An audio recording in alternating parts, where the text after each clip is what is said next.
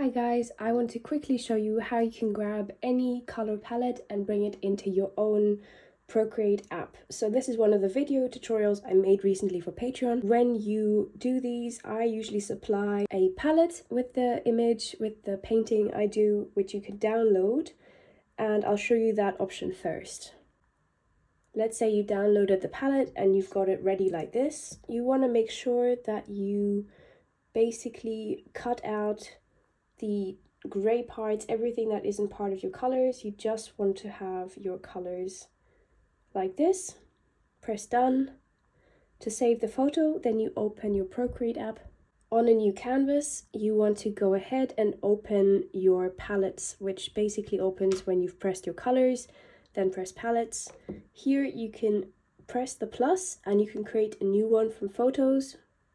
In my case, because I downloaded that initially, I want to go ahead and grab that one that I'd cut out, and then basically it inserts itself, and you can make sure that this is the standard one that will show down here by pressing the set as active, and that will basically always make it available to you. Another option is, imagine you've got basically someone giving you a tutorial like me. When you have got the final image, you can go ahead and screenshot this. Go into your screenshot, make sure you cut out the painting. You don't want to have any white edges or anything. Press the palettes, press the plus, say new from photos again, and this time you want to grab that from your screenshots. There is the palette.